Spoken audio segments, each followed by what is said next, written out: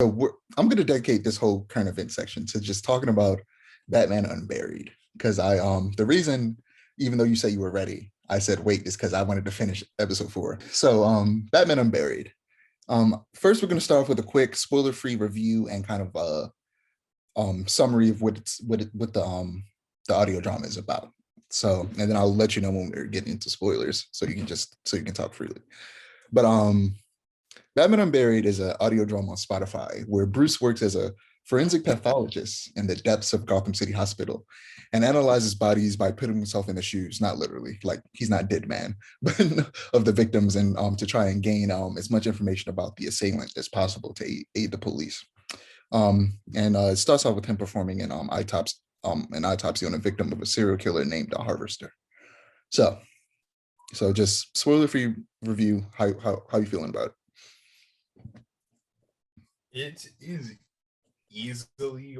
I'm a big podcast person, and I'm a big true crime person, and I'm a big Batman person. It is easily like a perfect combination of the three. It is so good. It really is. I'm not a big true crime person, but I'm a big, you had this conversation before. I like fictional true crimes, like something that's framed like a true crime, but it's fake. And that's what this is. And I like that a lot. And I like how much we're seeing Bruce be a detective. Like most things outside of the comics, we don't really get to see Bruce or Batman just sit down and analyze things in detail in a very entertaining way that helps us see his process and actually understand what he's doing to figure things out and have us figure things out along with him. And I love that they're doing that with this podcast just through audio, which is really fun. But yeah, I'm loving it too. But there's not much we can say without spoiling it. So we're going to jump into spoilers. If you haven't heard it, there are 4 episodes out right now as we're speaking on Sunday, May 15th. They release every Tuesday. It's been out for about a month. So yeah, go and they're 30 minutes, about 30 minutes each. The 4th one was like 41 minutes. But yeah, go listen to that and then come back here. But if you don't care about spoilers, we're spoiling it right now. So Harvester attacks Bruce, removes his pancreas. And this is where you find out his parents are alive. And his father is voiced by Lance Reddick, who is probably most famous for The Wire, but he's been in a bunch of stuff. He's a great actor. He has a very distinctive voice. You hear his voice, you immediately go, that's Lance Reddick. He also has a great name. And that was a very interesting twist.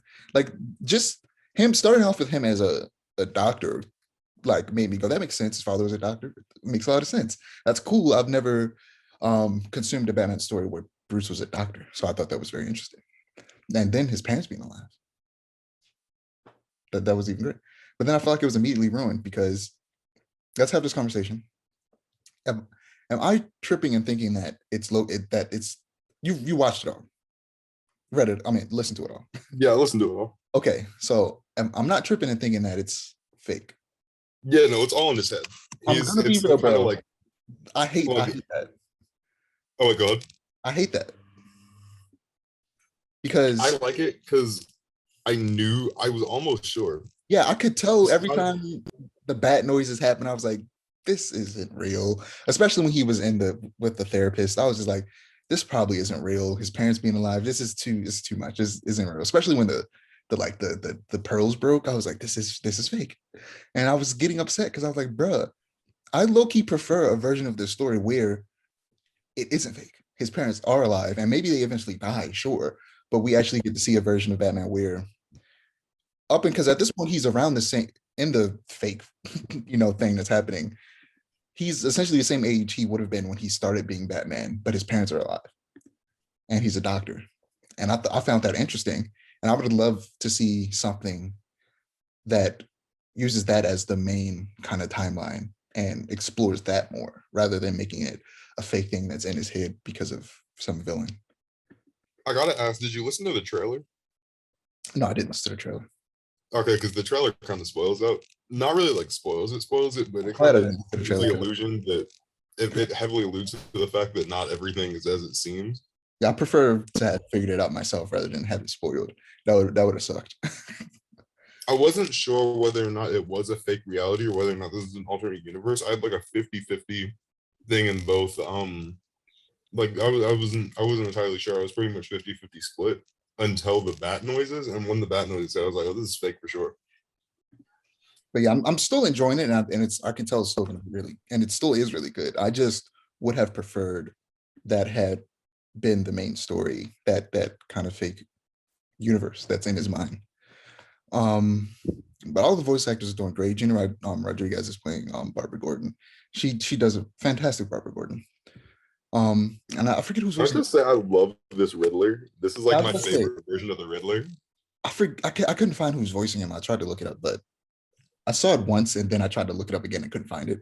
But they're doing a fantastic job. This is a really good Riddler. Their voice just fits so well. And in my mind, I'm like, yeah, that's the Riddler. Like that's just the Riddler that I feel like I'm the voice that always pops in my head when I'm reading something.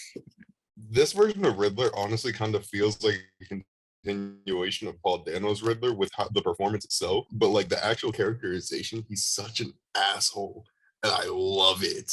He's Yes. such a sarcastic asshole. I love it. It's not even like you don't even feel like he's insane. You just feel like he's just like a regular, like just a regular jerk. Like you're just like he's a jackass. I love it. Yeah, he's just a guy who feels like he's better than everybody. And I like that. I like that a lot.